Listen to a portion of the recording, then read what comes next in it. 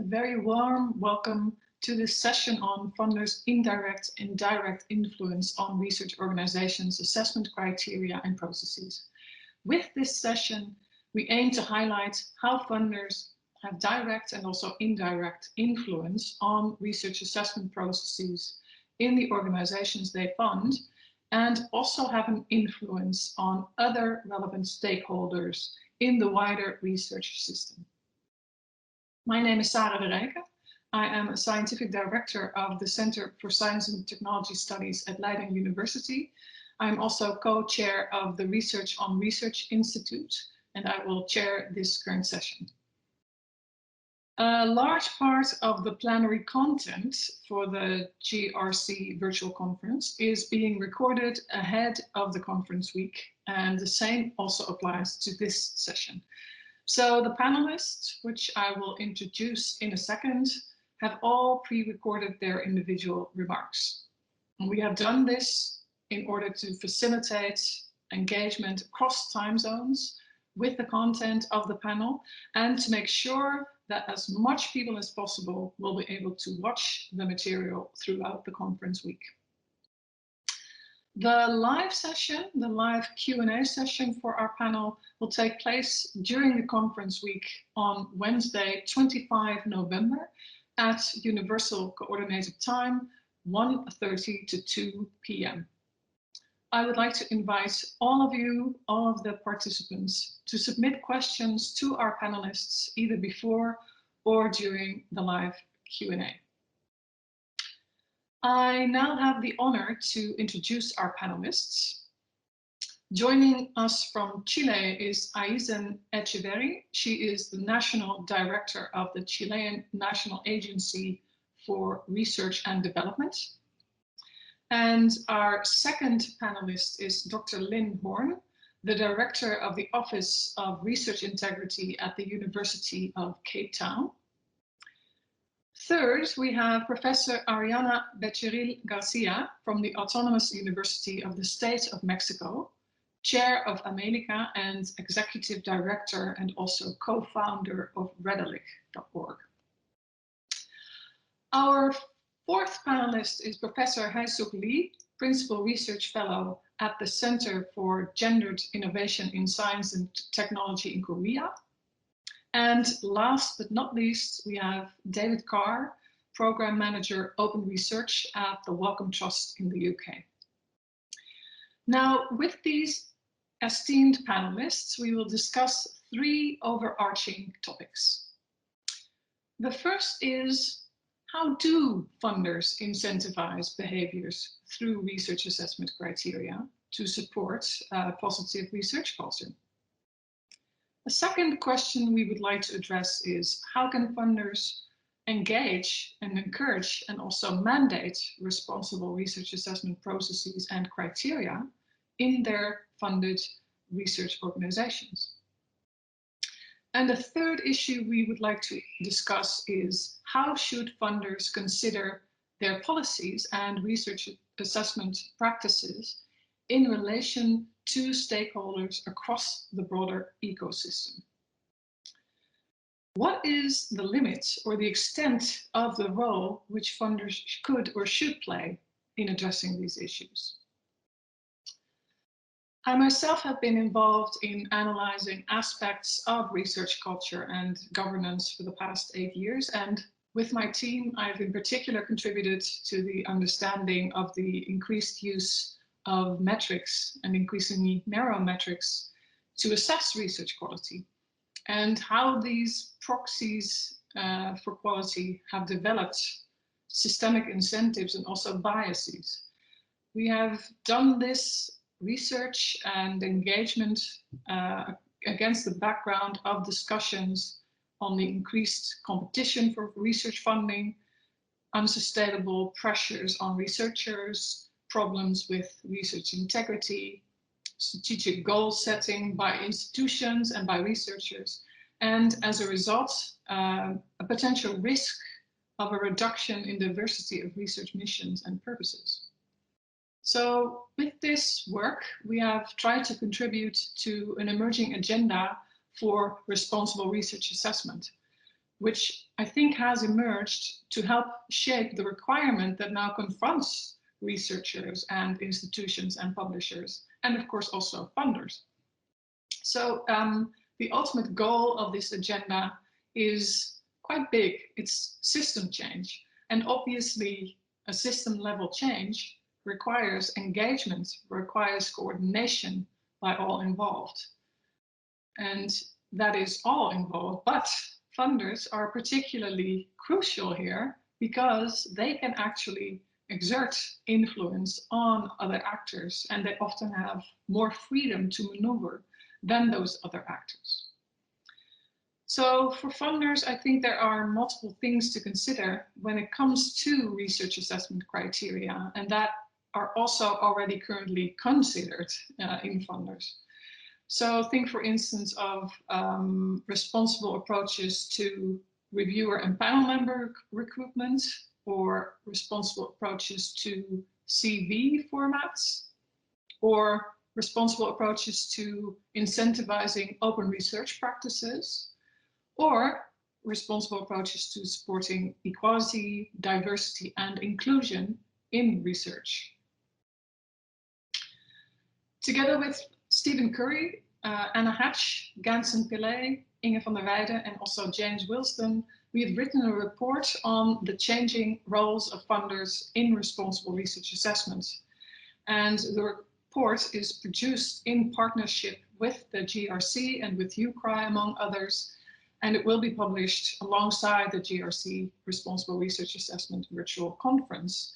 And in that report, we also publish the results of a global survey on responsible research assessment that was sent out to all participant organizations, and that is meant to establish a clear context and a real baseline for discussions on emerging priorities for responsible research assessment, and also the role and the response of the global funder community in meeting these.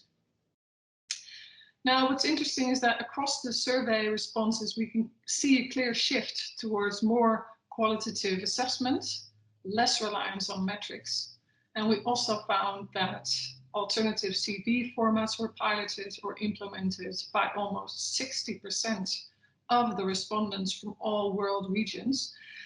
And though experiments with radically different funding allocation methods were quite rare, half of the respondents from all regions have by now introduced new assessment systems to make the research assessment more objective and more fair. So this is, of course, very good news. But we also ask in this report whether or not progress is happening at the right speed. Are funders moving fast enough? Do they do enough to tackle the deep systemic issues around misuse of metrics, increased competition, problems around research integrity, academic careers, open research, equality, equity, diversity? We need this kind of holistic approach. Is this all on funders? No, of course it's not. To succeed, it's really crucial that all other stakeholders are involved, but the drive for change can be funder-led, because funders are the only stakeholder that are not trapped in the metrics and rankings that have actually ensnared researchers and universities and journals. So this is the question that we address also in that report, and that I would like to push up for the panel discussion. And it's a big one. Are funders ready to be more radical and really embrace the systems approach to systemic change? I wish you all a very productive and really engaging panel session, and I look forward to seeing you in the Q&A. Good morning and good afternoon, everyone. My name is Incentivize. I'm the head of the National Agency for Research and Development in Chile. I would like to start thanking the GRC organizers for this space. And I would like to introduce you to a presentation that shows briefly the different changes that Chile has endured over the last years with regards to the government infrastructure for the development of science. And then I'm going to dive a little bit deeper in the way we are approaching improvements to our assessment process for R&D projects. As some of you might know, during this year, we are implementing a new structure in the Chilean science ecosystem. This new structure is the result of an analysis, a diagnosis, and also a large discussion that was done over the past, I would say, 10 years, that basically resulted in some of the conclusions that are in this slide. We had a science ecosystem that was still small and fragile. It was dispersed and fragmented, but most importantly, since we didn't have a Ministry of Science, Technology, and Innovation, science was not really a relevant part of the public policy decision at the highest level.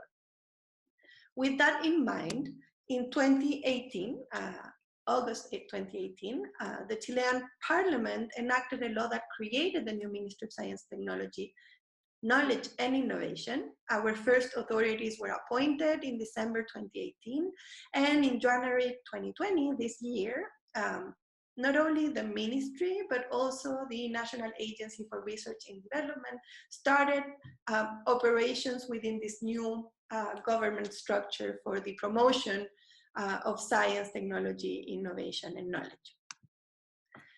In general terms, this structure has, of course, a ministry, a vice ministry, regional offices that are spread across our very narrow and long country, and a research and development agency for which I am the head as of today, which is the basically the continuity of what CONICIT was doing over the last 52, 53 years.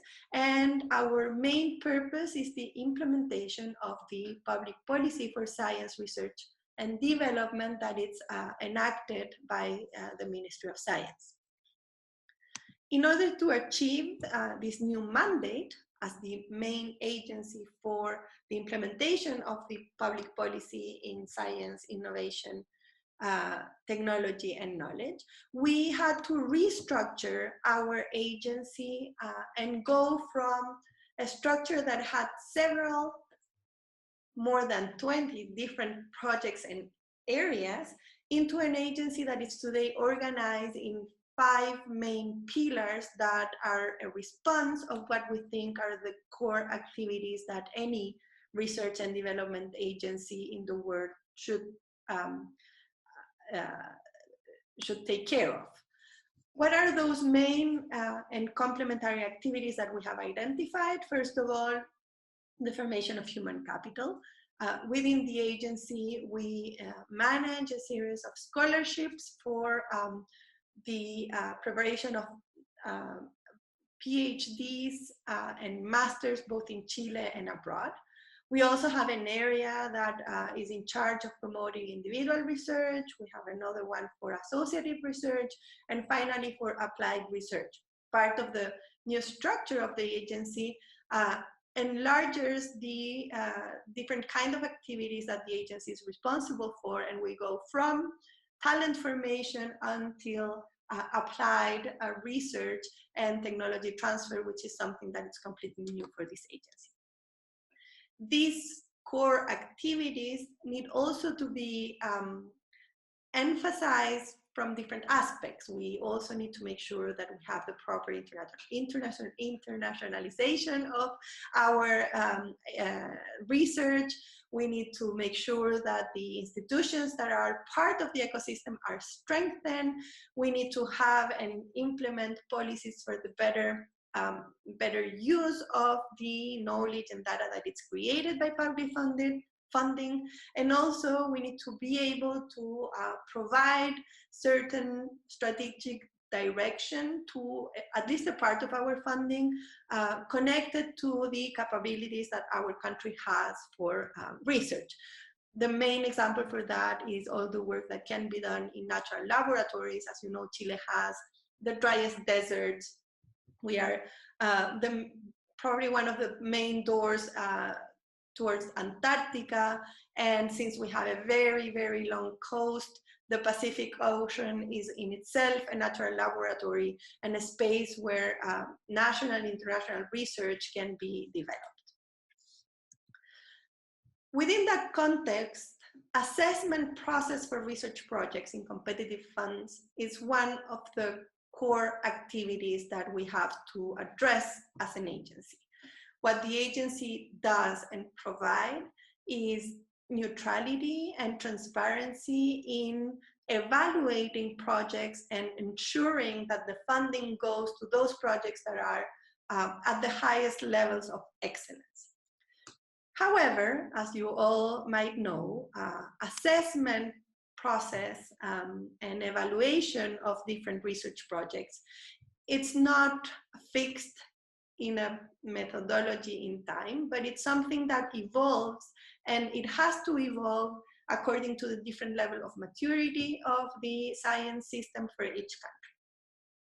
As a conversation starter with regards to these issues, in 2019, Fondesit, which is the main instrument we have for funding of research projects by individual researchers, started some small changes to the process of evaluation that were aimed at correcting certain aspects that we were seeing were not working in the best manner, but also, and most importantly, to start a conversation among our scientific community in what is the best process and alternatives for the assessments of projects that can contribute to the growth of our community, of our scientific community. These small changes are mainly some that we did at the postdoc level, where we changed a little bit the methodology for assessing the applicant's merits. We translated that also with projects for our young researchers. Basically, we moved from using quantitative indicators strictly connected to publications of papers towards a system of qualitative indicators that consider not just publications and scientific productivity from that perspective, but also different activities such as publications of books, talent formation, even technology transfer as part of the results of a research project that could be interesting in evaluating young researchers. Finally, the third, I would say the largest change we did over last year was that we incorporated blind quality assessment for certain projects in order to spark a conversation among biases that are part of the evaluation process and of which we are not always aware they exist. As a complement of these initial changes, we established as one of the priorities for the agency an analysis and in collaboration with our stakeholders of the current assessment models and what are the improvements of changes that we need to do to these assessment models in order to modernize them and better connect them with international standards.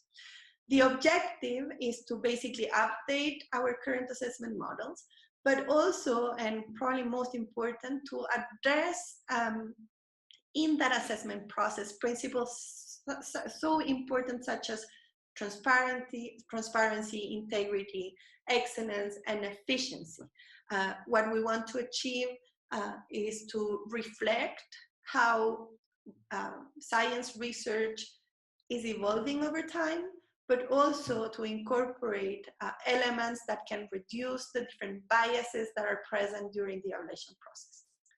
We want to move from an assessment process that measures excellence through scientific productivity based in papers to one that can address all the different possible results of a research, including the social impact that such research can have. I believe that everything that we've lived over this year, especially with COVID, has shown us that scientific research can have impact in different areas, and as an agency responsible for managing the funding for that research, we need to make sure that we have the proper incentives and the proper mechanisms to make sure that the social impact is also part of what we consider valuable in the process. In order to achieve this change, which most of you might know is not an easy transformation, we started a participatory process where we are involving the largest possible part of our scientific community in a discussion, after which we hope to have recommendations that are not only effective but also accepted by our scientific community. In order to do so, we had a couple of weeks ago a virtual seminar on evaluations models in competitive research funds. During 3 days, we had experts from international organizations, agencies like ours in other countries, and also experts in evaluation process that showed us what are the different models, what are the changes that have been made over the last couple of years, and what is the impact that those changes have had.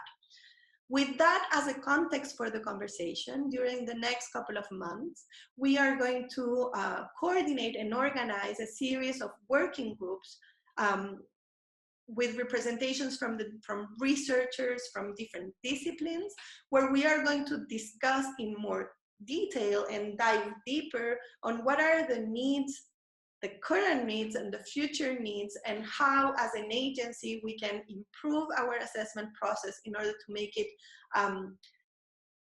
a tool that can improve and contribute to the generation of more and better science. Based on these inputs, we hope that during 2021, we will have not only the recommendations, but also a roadmap for implementation, a roadmap that can also reflect the needs in time for our scientific community to adjust the research process and outcomes in order for them to be consistent with the assessment process that the agency will implement. This is my last slide. I would like to finish with a general comment.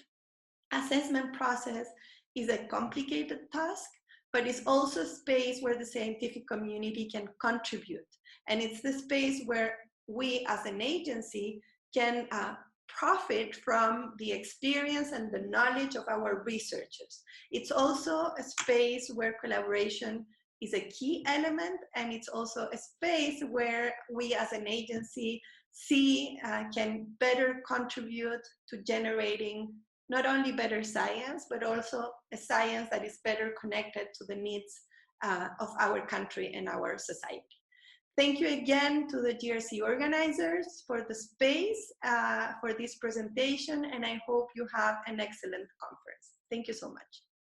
Good day, colleagues. My name is Lynn Horn, and I'm currently the director of the University of Cape Town Office of Research Integrity. I'm also an associate professor in the Department of Philosophy at Stellenbosch University in South Africa, and currently the co-chair for the forthcoming 7th World Conference on Research Integrity, which is going to happen towards the end of May 2022 in Cape Town. Unfortunately, we had to postpone it due to COVID.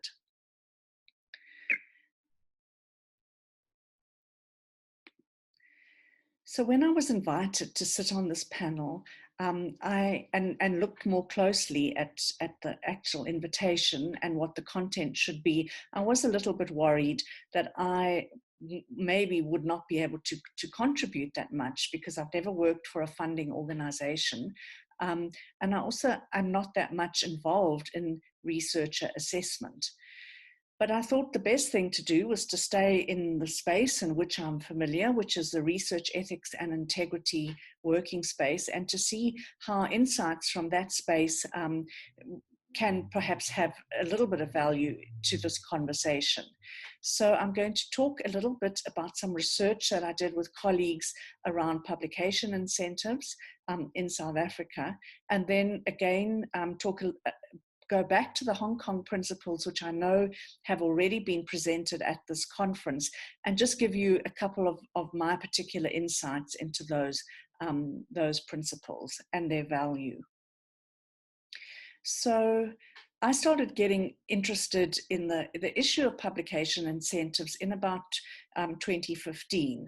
And particularly to understand how these incentives to researchers impact research behavior, which is of course motivated by the need for positive assessment in order to get grants, advance careers, whatever.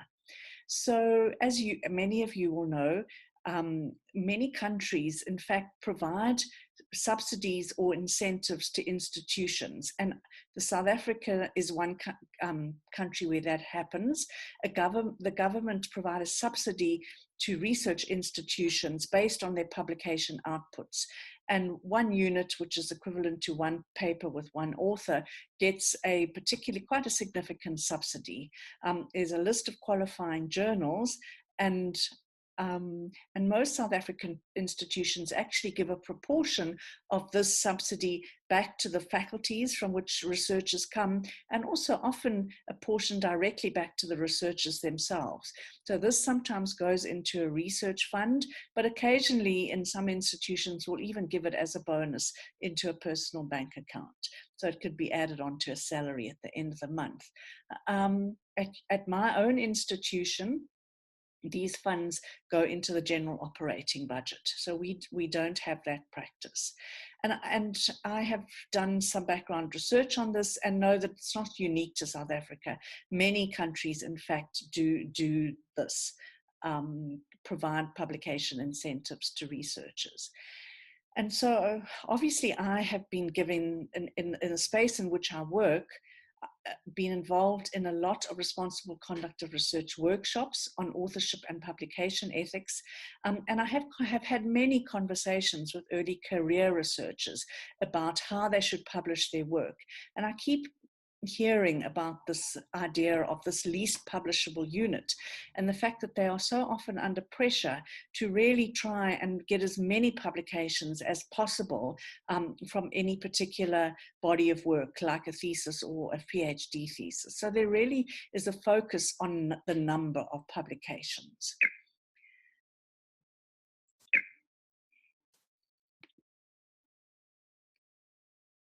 Sorry, just trying to get the slide to move on.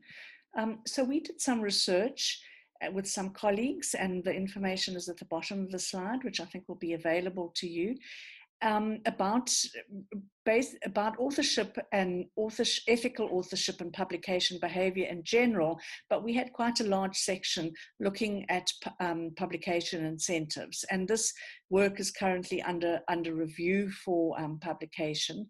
And I'm just honing in on a couple of our findings, but they were quite interesting because there was ambiguity built into the findings in a way. And there was very broad agreement, sort of around over 60 to 65% on average, that publication incentives and rewards that are directly linked to number of publications and go back to researchers can promote unethical publication practices. So things like salami slicing, inappropriate allocation of authorship, etc. But when we asked whether these publication incentives should be abolished, there was a pretty unanimous agreement that in fact this should not happen. So researchers in our South African context are very keen to hold on to these publication incentives. And we had a section for comments, and we've had a huge amount of comments that still need to be analyzed.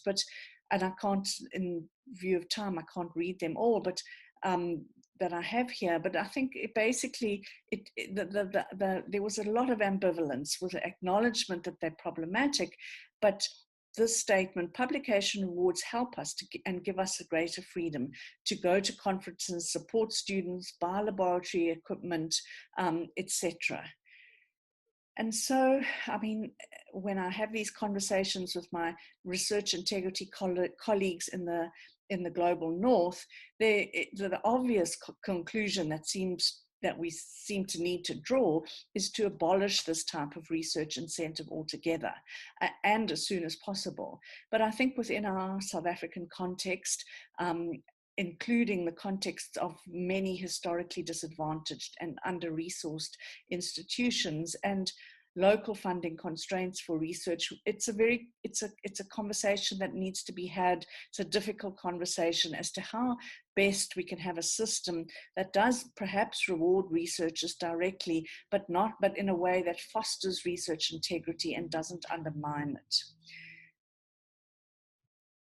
So coming on from that, I just wanted to go back to the Hong Kong principles for assessing researchers. These principles were the outcome of one of the outcomes of the 6th World Conference that took place in 2019, and they've just been published in July this year in PLOS Biology, and if you Google them, you'd be able to come up with them easily. And it's 5 quite simple guidelines about what institutions should do when they're assessing researchers in order to foster research integrity. And the first one that I'm going to focus on is that the importance of assessing the entire life cycle of the research instead of just the output. And obviously this is challenging, but 2 points that I would like to make. One is around research rigor, and that this should really be recognized somehow and acknowledged in researcher assessments. I think having sat on ethics committees for so many years and seen so many research proposals, we know that often research ethics committees get into trouble if they try to comment on the science of a project often. But nevertheless, projects, particularly at master's and sometimes at doctoral level, where supervisors may well be junior researchers themselves or have far too many students that they have to supervise, that research lacking rigor definitely gets undertaken and gets published. And it often, especially if you're chasing numbers of publications, it often will get published in lower quality journals and therefore not get picked up in the peer review process.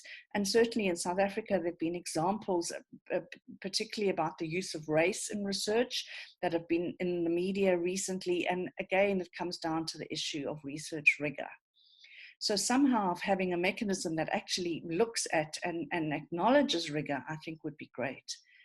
The other thing that I'd like to point out is the issue of community and stakeholder engagement and feedback to communities when the research is complete. This I really feel should be recognized, and so often it isn't. So much important research that happens, particularly in LMIC research contexts, but is not currently incorporated into the researcher assessments by funders or institutions.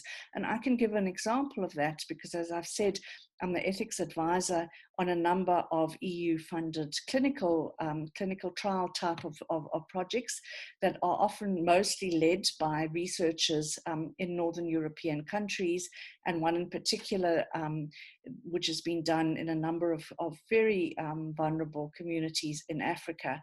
And I, as part of my ethics review and having to write a report, requested the community and stakeholder engagement plan. And I was initially asked, well, what is that? What do you mean by that? And when I explained, there clearly wasn't one, and it was left up, and I was told it would be left up to individual sites to decide if community engagement was necessary. And I felt that this was something that the funder, especially within this particular research context, really should perhaps have considered reviewing as part of the funding application, because it is just so important.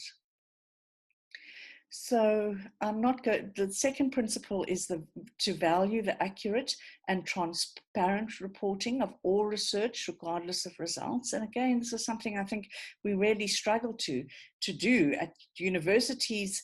We chase the good news stories. We have them highlighted in our research reports, and acknowledging those that are doing, the slow sort of research that takes you in laboratories, that takes you down a dead end, and then you have to retrack, and that might, finding ways to acknowledge that, I think, is really important.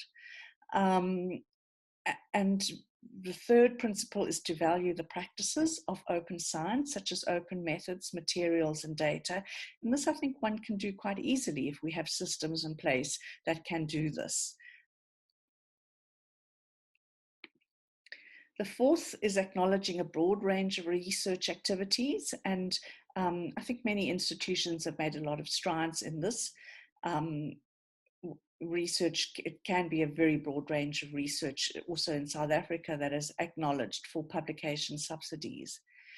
And then the fifth one is to recognize essential other tasks like peer review and mentoring. And I think this one is really close to my heart. As somebody who has managed and sat on research ethics committees for so many years, particularly within the biomedical and health sciences, and knows how difficult it is to keep and attract good ethics committee members, that these are the kinds of things that needs to really be acknowledged and recognized when researchers are assessed. Also, again, community engagement and stakeholder engagement, sustainability of research programs, especially when they fall on the boundary of research and practice, and then other things like social responsibility and outreach and contribution to the career development of others. All of these are really important things to recognize. So in conclusion, my two main points would be that countries who are using direct publication incentives to researchers based primarily, but maybe not only, on numbers of articles, need to rethink how best to stimulate quality research in a way that fosters research integrity, but does not potentially undermine it. And then my other point is that the Hong Kong principles provide 5 valuable guidelines on how institutions can assess researchers fairly, and that institutions should really be encouraged to adopt them. Thank you very much. Hello, my name is Ariana Becerril Garcia. I am professor at the Autonomous University of the State of Mexico. I am the executive director of the Latin American Networks of Scientific Journals, REDALIC, and president and founder of the AMELICA initiative. I would like to thank the conference organizers for the invitation. I am very honored to have the opportunity to share our perspective on research assessment, which I believe is the angular piece in the way to achieve sustainable but overall inclusive and equitable scholarly communications. So thank you very much. And I would like to begin by encouraging ourselves to address the research assessment from a constructivist approach, to find out what has been taken by default, things that the current research assessment strategies and funders consider as facts, because by analyzing the roots, I believe we can find together opportunities to improve. As Magritte, the surrealist painter, wrote in his famous work, Ceci n'est pas un pipe, to make explicitly obvious the confusion between the abstraction and the reality, we need to make explicit, to rethink what in research assessment has been misunderstood, has been taken by default. So let's remind that the word is not the thing, the same way the map is not the territory. Just this is an example. If we see an analysis of the scientific collaboration based on a Scopus compared to one based on the REDALIC database, we can see differences. You can see from the Scopus perspective that the center of gravity of scientific collaboration is on the north, particularly in Europe, with a peripheral interaction with the global south. However, from the second map, we can see a different behavior. We can see a higher participation from the countries coming from the global south, for example. So this shows the importance to question the sources for research assessment. It is not only a matter of biases, it is a matter of concepts, it is a matter of definitions. What is it considered science? What is considered quality of science? What internationalization of science, impact of science, and it is a matter of what is behind the construction of the maps, which interests and rules are driving those maps, and which is the relation between those maps and the territory of those maps and the reality. So just to make the point, the databases that are considered the mainstream databases serve mainly as platforms for visibility and prestige for commercial publishing, and we have to admit that situation. For instance, there is a minimum participation of academia-owned non-commercial publishing. In Web of Science, less than 12% of the journals indexed by this database are journals run by universities or academic institutions. The same happens with the Scopus database. And when this kind of non-commercial publishing is present in those databases, it is poorly ranked in the lowest quartiles, for example. So now please consider how this circumstance affects the positioning of science generated in the Global South, particularly in Latin America, where scientific publishing is led and run by universities and the academic sector. And perhaps more important is to highlight that this is scientific publishing naturally open and not for profit, which is sustained by hundreds of universities, by governments, with public and private money, but in a not for profit way. So initiatives such as Redalic or Latindex and Claxo and more organizations have been working to provide visibility and quality for this journal publishing sector. The issue here is what are the venues considered by funders when they are defining their assessment criteria, when they are defining policies or incentives, how funders are impacting in the behavior of researchers when they choose a venue to communicate their findings. Is it really about quality? I wonder.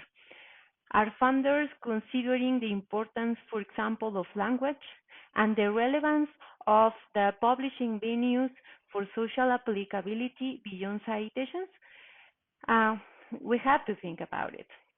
In many countries, we have seen, even in the Latin American ones, that funders promote a non-comprehensive competitiveness that weaknesses non-commercial business models and reinforce the industry of prestige, which is currently based mainly on citations, where non-commercial scholarly communications have little room to succeed. Now let's move on to some of our recent findings. This map shows the presence of journals from the Global South in Scopus, where you can see that no more than 80% of journals indexed by Scopus come from the Global South. And if you compare this proportion to Global North journals, you can see that there's a big difference. So in this sense, if funders take Scopus as a source for making decisions, for example, and similar databases, they are led to think there is no significant scientific output from the South, a very biased perception, but unfortunately, it is the prevailing perception when we are assessing science. The total amount of research papers from the North compared to the South has a similar composition, as you can see. And perhaps the most striking fact from the Scopus-based map is that the South fairly exists when citations are taken into account. And this situation leads to misconceptions of where science is being generated or which science is being considered as valid. So here we are with the importance of funders in reshaping the future of research assessment, an issue among the diversity of approaches varying from the ones that take science as a commodity and the ones that take science as a public good. We have to think which approach will enable equity, bibliodiversity, immediate open access, inclusivity, sustainability, and we have to decide, or funders have to think which approach are taken into consideration to make decisions. Redalyc, for example, indexes more than 1,000 journals with almost 1 million full-text articles from 31 countries of the Global South, journals that are rigorously selected to guarantee quality, venues of publication which are naturally open for authors and for readers, where no APC fees are implied, journals published by more than 600 academic institutions. So this model implies a distributed sustainability, a distribution of costs, but a universal benefit. Any person is free to read, but also every researcher from around the globe is free to participate no matter their economical restrictions. For example, since the COVID-19 pandemic started in Redalyc, more than 20,000 articles have been published. Now we have to think that is really these results are being considered in the map of research assessment. So in the Redalyc approach and in the Amelica approach, we seek to leverage organic visibility, leverage by technologies in the way to seek discoverability and impact in an organic way. So current technologies, for example, semantic technologies, linked open data technologies, allow us today to see the fabric of knowledge, to see the interactions among different stakeholders in the scientific map. So research assessment can leverage these technologies to evolve. And this is what Redalyc and Amelica are working for. We believe that funders have the opportunity to impact positively and influence in reshaping scholarly communications by reflecting on what has been taken as a fact and by reconsidering misconceptions towards achieving more equitable but overall more sustainable scholarly communications to enable science to become a global scientific conversation. Thank you very much. I'd now like to take the opportunity to encourage delegates attending the Global Research Council virtual conference on responsible research assessment to take a look at Professor Hee-Suk Lee's contribution to the panel. Professor Hee-Suk Lee has provided a slide pack which is downloadable via the Virtual Attendee Hub. Professor Hee-Suk Lee plans to cover funding policy to promote gender-inclusive, responsible research and innovation. We encourage delegates attending the virtual conference to take a look at this slide pack in advance of the live Q&A, which is scheduled to take place during the conference week. Hello everyone, I'm David Carr from the Wellcome Trust. In my talk, I'm going to briefly outline how Wellcome as a funder is promoting responsible and fair research assessment, focusing in particular on how we're working with the research institutions that we support. Wellcome is a global foundation dedicated to supporting science to solve the most urgent health challenges facing everyone. We're a passionate advocate and champion of open access to research publications and of open research more broadly. We also have a key focus as a funder on working to promote a more positive and inclusive culture within the research community. Now, we see deeply embedded processes for research assessment, which place an overwhelming emphasis on publications and publication venue in particular as being a key barrier to achieving this goal. And for this reason, from right back in 2005, when we first published an open access policy, we've highlighted our belief that it's the intrinsic merit of research that should be assessed rather than the venue where it's published, and that research assessment practices should take due account of a full range of research outputs and other valued contributions to the research enterprise. We became a signatory to the San Francisco Declaration of Research Assessment in 2013, and since we became a signatory to DORA, we've taken a number of actions as a funder to try to reflect its principles in our funding practices. So we've developed clear guidance for our funding committees and the reviewers who advise us on the funding decisions we make to make clear our commitment to DORA, and specifically that they should look at the content and quality of publications rather than the journal in which they're published or any associated journal level metrics when assessing the track record of a researcher, and also that they should focus on and value a diverse range of different types of research outputs and contributions when assessing applicants for research funding. We've also made changes to our application forms to encourage applicants to highlight other outputs beyond publications, including, for example, preprints, research datasets, research software, and intellectual property.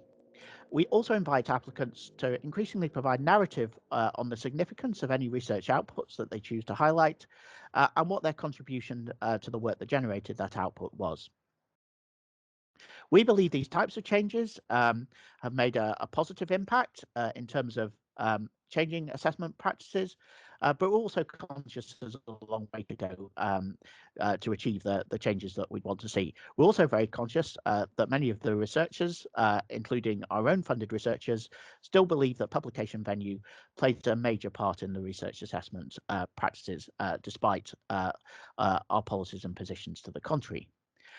As a funder, we've come to realize that we can only do so much in terms of changing research assessment practices, and that to be successful, we really need these practices to be reflected and embedded in the universities and other research organizations we fund, as it's them that make the decisions on the recruitment and career advancement of the researchers we support and create the culture on which they work in a day-to-day basis.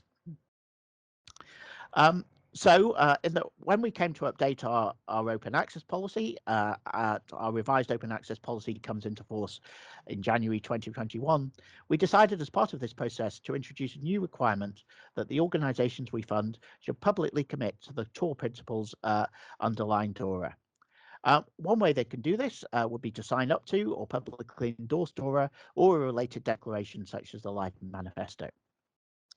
Now, Wellcome already provides many UK universities where we provide grant support with additional funding through a scheme called the Institutional Strategic Support Fund. This allows them to take forward activities to add value and enrich the research we support at that institution.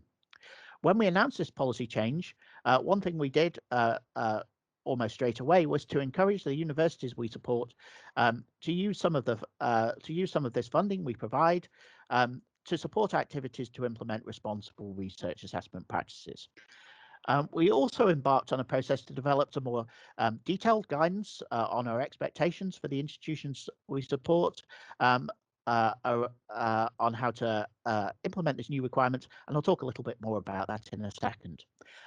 But first, I just wanted to emphasise that this work to enhance research assessment is really linked in and aligned with the broader campaign Wellcome is currently taking forward to enhance research culture, and our broader desire as a funder to support rigorous and trustworthy research.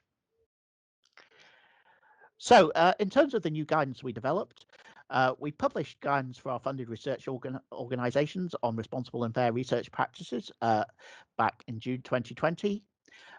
This guidance identifies and is based around 3 core high-level requirements for the institutions we support. Firstly, we'll require that they have a clear public statement on their commitment to the core principles underlying DORA and related declarations. We will require them to have a documented plan for implementing these principles, or at least a clear process in place for developing such a plan. We'll also require that they have a process to monitor and report on their progress in terms of implementing changes to research assessment. Now, beyond these 3 points, these 3 key high-level requirements, the guidance is deliberately non-prescriptive. It suggests a range of steps that organisations could consider in a range of areas, including leadership, around hiring and promotion practices, and around communication, outreach and training. But it leaves organisations to develop the approach that they think would work best for them in terms of their mission and organisational cultures.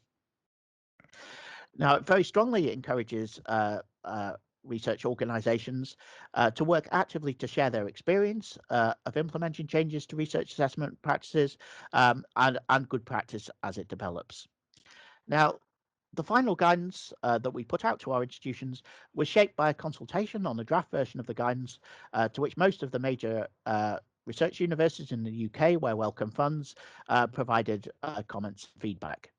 Now, this consultation was an extremely constructive process, and indeed, many of those who responded indicated strong support for the direction Wellcome was going in, and their own desire to work an ongoing work to change research assessment practices.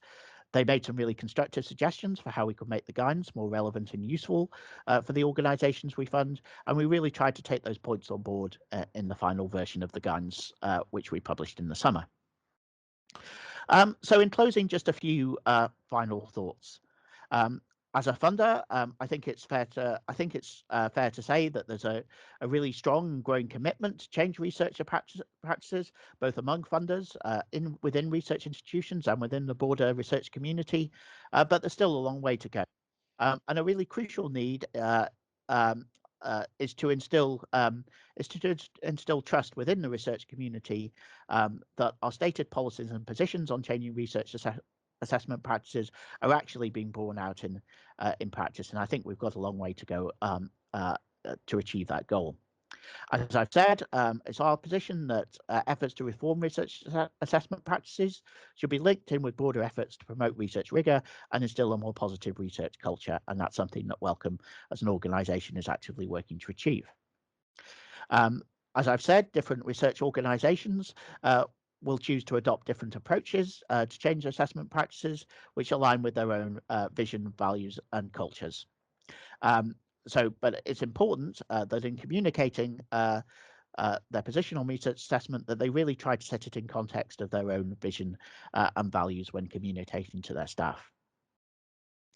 A really sort of crucial unmet need, I think, is the need to develop better processes to monitor and assess the extent to which research assessment practices are changing in reality as a result of our changes in policies and practices. And here I really want to shout out some work that Dora is doing, and there's a link to it on the slide there, to work to develop design principles for better research assessment, targeted specifically at research institutions, and set in place some rubric to enable them to evaluate the efforts that they put in place.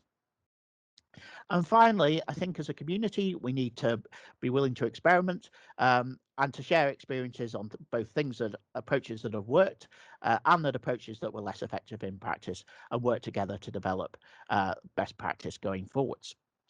So I will stop there. If you have any questions or wish to discuss any of the issues I've raised further, please don't hesitate to contact me by email at my email address on the slide there. And finally, I'd like to wish everyone a very productive meeting and discussion on these very important topics. Thank you very much indeed. Funders' influence on research organizations' assessment criteria and processes. My name is Sarah de Rijke. I'm director of the Center for Science and Technology Studies at Leiden University. I'm also co-chair of the Research on Research Institute. And I'm joined today by an esteemed group of people. Isen Echeverri, National Director at the Chilean National Agency for Research and Development. Professor Ariana Vichuril Garcia from the Autonomous University of the State of Mexico, Chair of Amelica and Executive Director and co-founder of Redalic.org. Professor Hae-Sok Lee, Principal Research Fellow at the Center for Gendered Innovation in Science Technology in Seoul, Korea. David Carr, Program Manager of Open Research at the Wellcome Trust in the UK and also member of the Steering Committee of DORA. And currently we're still missing, and I hope she will be able to join us in a few minutes, Lynn Horn. She's Director of the University of Cape Town, the Office of Research Integrity at the University of Cape Town. I also want to mention briefly that we have Claire Fraser and Kat Frith from the Research England UK Research and Innovation, who will help me in my role as chair of this session. They will monitor and also filter your questions that you are posing in the chat box, and I will then direct the questions to one of our panelists and ask them to give a first response, and then the other panelists can jump in. So that said, I propose that we move to the first question. Thanks, Sarah.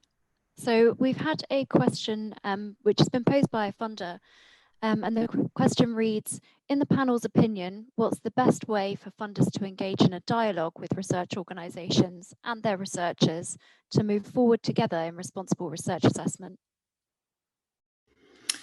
Thank you. That sounds like a question that that David may want to pick up first. Would you like to get that first?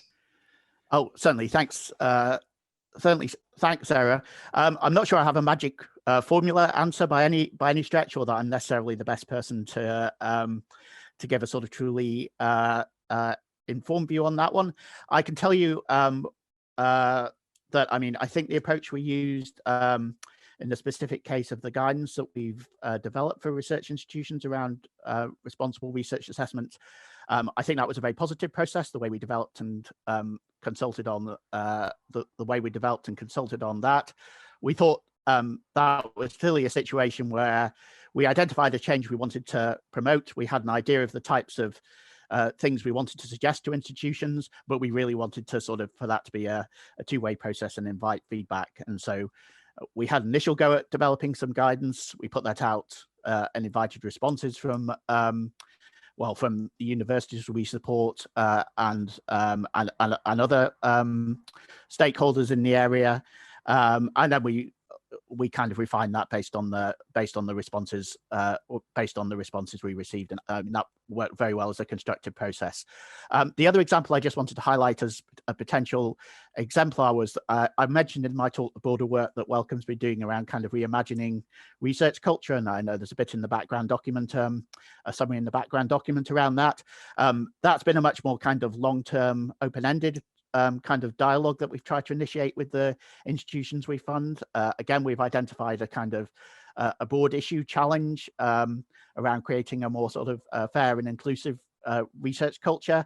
But we've really tried to reach out through a wide range of mechanisms with our research communities and institutions to flesh out the issues from their perspectives. So through, for example, through a large scale survey, town hall meetings, and other approaches, which range from sort of promoting sort of giving people kits for kind of initiating their own dialogues at institutional levels around those issues, and then really tried to work to develop solutions in partnership with the institutions and researchers we support. So I think again, it's a sort of a question of balance. I think funders can take the lead, but we really need to sort of initiate that dialogue with the communities. And those are just a couple of kind of approaches that may be of value to others. I'll stop talking now.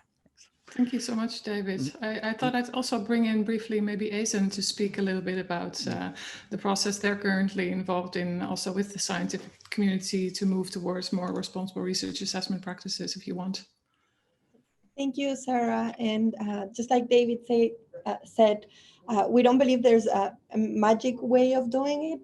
These are extremely complex conversations. The approach we have taken in Chile has, I would say, three parts. We started from a vision that was a vision shared by the Ministry of Science, and basically a public policy approach to the assessment process. From there, we decided to open the conversation and the discussion through the agency. Basically, we are setting the table and inviting the people, but we're not leading the conversation. And to achieve that, we started by generating knowledge and awareness on how these assessment processes are changing in the world. With that in mind, we had an international seminar. We had representatives from DORA in that seminar also. And we invited the entire community first to hear and learn what is going on in different countries. And from there, we are now in the process of establishing different working tables with representatives from the scientific community, the universities, but also identifying those people that can be really evangelists of the process, that are recognized by the community as an authority in the matter, and can also help us spread the benefits associated to the discussion, help us motivate other people to participate. And then from that discussion, we believe we're going to get the best practices and also the best recommendations on how to approach assessment from what our community needs, not just what we think is the best way to move forward. Thank you so much. Also finding your RRA champions is a very good good point. So Claire, Lynn has also just joined us. Good to see at least a static image of you. I hope you can hear me. You're very welcome. I introduced you briefly as well, but let's move to the next question, Claire. So we've had this question come in. I wonder if you could address this. It's funders' influence on research assessment processes in organizations has the potential to impact on academic autonomy. How do you accommodate this? So that's a question about whether funders are, I guess, intervening. Where's the line where funders should intervene and not intervene? Maybe a relatively broad question that many panelists can speak to. Lynn, can you hear me? Yes, I can. Now I put my video. Sorry, apologies. No, it's fine. It's fine. I'm really sorry. I'm happy that you joined. Internet issues and couldn't get okay, on. I hope you'll be. Did you get the question? Would you like to pick up on the question first, if I can give you the floor? How can are funders going to impact on academic autonomy? I think that's a really difficult one. And I think, as I said in my short presentation, one of the concerns in particularly in my country has been the impact that certain kinds of publication incentives that have been handed down through the way institutions are funded can in fact impact and perhaps encourage researchers to publish differently and act differently in a way that if these kinds of incentives weren't there, or there were different incentives, they may in fact, respond quite differently. And I actually attended a webinar this morning around, especially around research assessment and research integrity issues. And the important role of perhaps bringing in some qualitative way and narrative way of assessing research in order to ensure that these kind of perverse incentives don't play a role in researcher behavior. So. Thank you so much. Just looking around to see if there's anyone else who would like to come in on this question. And if not, I propose we get the next one, Claire. If I may, Sarah, I would like to comment on the... Yes, of course, yes. Thank you, Sarah. I would like to address this topic just by saying that I insisted on my presentation on the comprehensiveness feature that assessment policies should have. In this sense, the decision-making process of a researcher regarding research and publishing could be determined and governed by the needs and requirements of research itself. So taking into consideration both quantitative and qualitative assessments and moving beyond metrics to rely on analytics and cartographies could make the difference. As well as be aware of the implications and biases of information resources, either biases due to commercial or private interest or due to regional or international representativeness. So this is very important for funders to think on, I believe. Thank you very much for reiterating that very important point. All right. Maybe I can also briefly bring in on this issue of autonomy versus, well, intervention by funders. Hae-Suk Lee, Professor Hae-Suk Lee, would you also like to come into the conversation?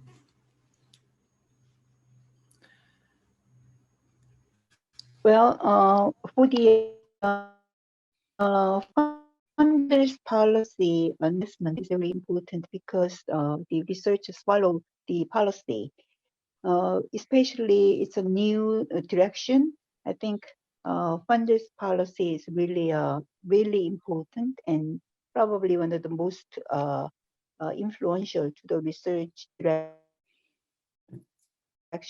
and methodology and so on. Gender innovation like integrating gender dimension. So we've been struggling for few years until the funders to recommend to researchers to change. I think funders policy on research assessment in any direction would be the very important factor for the responsible research and innovation in Korea. Thank you. We had a little bit of difficulty with the sound. I think I managed to get most of what you were saying. So hopefully the sound will continue to operate well, if not a bit better. Yeah.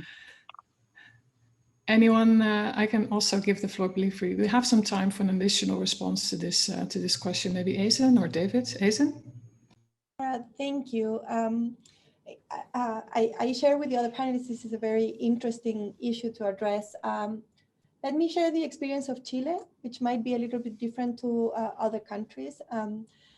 If we look at the different institutions that are involved in research from different perspectives, it's not just the funder agency, but also we have a parallel agency that is in charge of quality assessment or quality certification of our universities, right? So our universities go through a process where they have to demonstrate they comply with certain standards, and by doing so, they are allowed to be a university, basically. Those two systems have been completely combined over the years. And what we have seen is that a quantitative evaluation assessment process in our research projects has led to that agency also to consider paper publication as one of the main elements for this certification process. What we have seen at the university level is that there is an interest in moving forward with different sort of research, even more applied research in some cases. We have universities creating industrial PhD programs that are in a conflict with this assessment process. So basically what we have, the process we are involved in as of today, basically, is trying to coordinate assessment, evaluation of our projects in the funder agency, but also how this other agency interacts with universities. And in that process, conversation with the community and conversation with the universities is key. Basically, that's the way we are going to achieve a better and coordinated assessment process in both levels. Otherwise, everything we do at the funders agency can have no impact or a negative impact in the way our university ecosystem works. Thank you so much. Let's move to the next question if you want. Brilliant. So how can funders in the global north help to mitigate the asymmetries in journal publication and citations that have such an impact on the perception of research performance in the global south? And I think that follows directly from Ariana's presentation. It sounds like it. Ariana, can I give you the floor? Yes, thank you. Well, it's a complex question, but I would say that it is important for funders, yes, actually from the global north, to think, to double think on the policies they establish, because they have somehow an impact on the global south. We used to have, and I am talking from the Mexico's experience, we used to have a local or national research assessment with more local strategies to assess researchers' productivity and science in general, and journals as well. But due to the influence of other systems, let's say, that are considered more international assessment systems, now we in Mexico, our national funders have changed this local culture to assess science different, to standardize the way they are assessing publishing and they are assessing researchers. So now we have, we are stuck in the middle of the mainstream databases based research assessment, which is not really favoring countries in the Global South, because the information resources that are used in the Global North have or lack of representativeness of the science published in the Global South. We have different channels. So it is very important to be comprehensive in this sense and understand there we have different contexts and different business models that are in which our scholarly communications are based. Do you also have a recommendation for funders from the Global North? We can maybe also bring in David maybe briefly if he wants to come in. But maybe Ariana, so you're raising awareness to this issue. Is there also a way to take one step further? Well, from my perspective, I think we should be more open to recognize there are other venues and other sources of information that are that represents science of quality. So we have to be a little bit more open and go beyond the traditional venues of research assessment. This is my recommendation for North funders. Yeah. David is nodding. Oh, yes. No, I agree with I agree with that. So I saw this question ahead of the session, and it's one that I really struggled to figure out if I had a good answer to it again. It's something that obviously Wellcome is a global research funder. We fund a large proportion of the or a significant proportion of the research we fund is in low and middle income countries, and so it's an issue we're very sensitive to, our policies as a whole and the effect they have in different contexts. I hope the overall goal of what we're sort of trying to achieve through this, which is around kind of changing the way we assess research to really look at the real value of the work done rather than the outlet through which where it's published, and definitely not any sort of associated journal level metrics, is kind of aligned with kind of achieving the change that you that I think that I think you're driving at. But I think as a funder in the North, particularly one that funds globally, yeah, I mean, I think it's around supporting different kinds of models and being sensitive to different types of approaches and making sure that we're that our policies are sort of constantly considered in that, and putting them into practice is considered in that context. Lynn? Yes, I think just, another comment, one of the fields that I've worked in for quite a while as an ethicist has been in TB and HIV research. And that's really one example where many, many academics in the global North have built their whole careers on research and research participants who have come from and research sites that are in places like, in Africa and other places. And I think, and I'm still seeing that pattern of, the PI is somebody from a northern country. And so this is an area where I think funders can try and get PIs to identify co-PIs that are that come from the African country, that can be the lead authors, that kind of thing, instead of always being agreeing to give these funds to the PI that comes from the university in Germany or wherever, and yet the research is being done at sites led by often very competent people, but in places like South Africa or Malawi or wherever. So yeah, thanks. Thank you all three for tackling that difficult and very important question. Claire, I think we have room for one more, maybe two more questions. So I've had this question: what's your experience in dealing with the change towards RRA from individual researchers, especially well-established ones? So the question is, how do you get agreement to change when this may actually take away from those established researchers' benefits?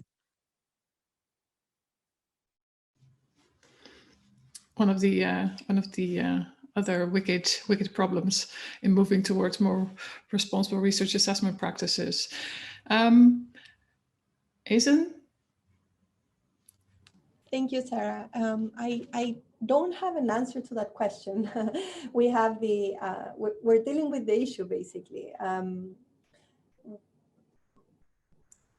What we have seen, and this is in my personal experience as head of the agency, is that scientific community is one that it's quite conservative towards changes, and every time we try to move one of the pieces of the system, then of course we have a large resistance that comes back, right?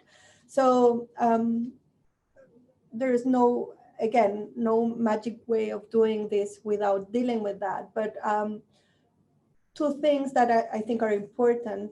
One is the timings, and seeing this as a transition process, not a change that can be done abruptly, very quickly, basically, and to provide the space for that community to share their concerns, but also to adjust the way they're dealing with the application process and how they're presenting their work to the agency, because that is a change that takes time, and it takes a cultural change that also takes time. So I would say one of the elements we're using to achieve that goal, one is the timings and the communication, which has to be very deep and very long.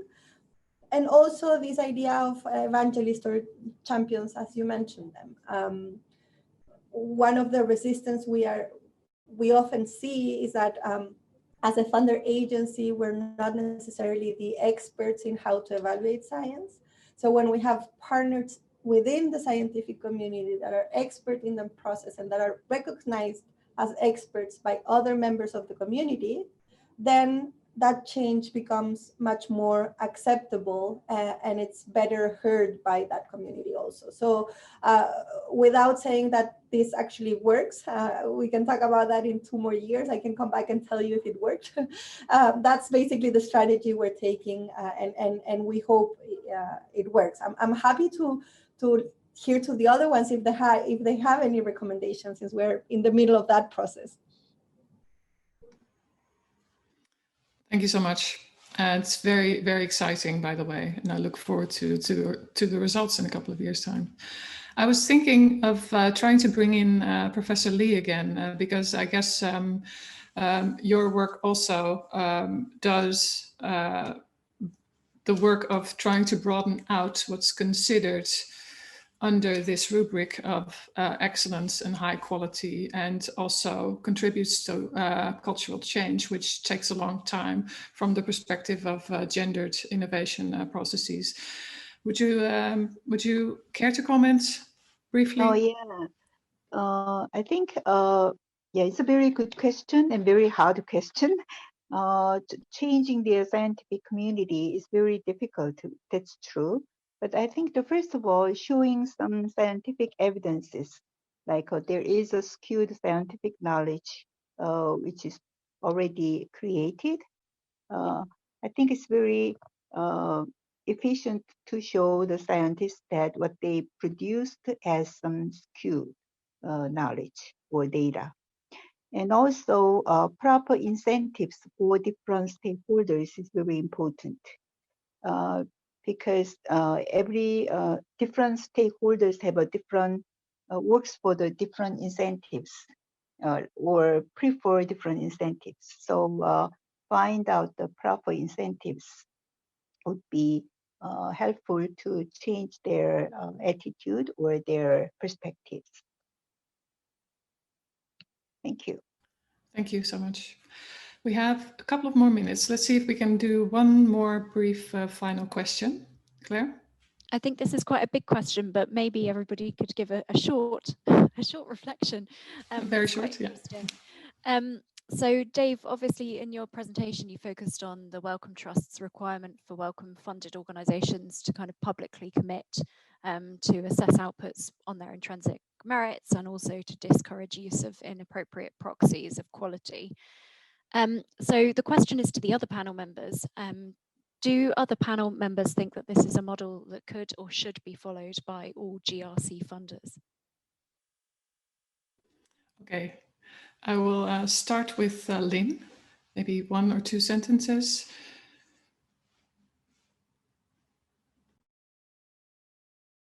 Your sound is off, you're muted. I struggled a bit to hear that, but I do remember David's presentation, and I think, you know, when I remember the points that he brought up, and I thought absolutely that was a really good model, you know, that perhaps other funders could consider also adopting. Thank you. Ariana? Yes, I agree. I just want to insist on the importance of local and to engage young researchers in the process of, as well as well-established researchers. Thank you. Hey, Sukli? You're muted. Sorry, I didn't understand the question correctly, so I better not to mention because okay. Otherwise, I would have done a recap, but we only have 1 minute, so sorry. I will move to Aizen and then close off. Mm-hmm. We looked into David's presentation. It's part of the elements were included in the discussion. I believe they're all very interesting, and they help to enrich also the arguments. We are, as I said, in the middle of the process, so it's I cannot say we're going to include it or not, but we're definitely take it as part of the discussion. Thank you so much. So that brings this Q&A session for the panel on funders' influence on research organizations, assessments, criteria and processes to a close. I would like to thank all panelists for joining us and for the lively discussions, and also thank you audience members for posing your very interesting and tough questions. Keep doing that. I think you can still continue to post the questions in the chat so we can keep the conversation going after the live stream. Thank you very much, and see you during the other conference sessions. Thank you. Thank you.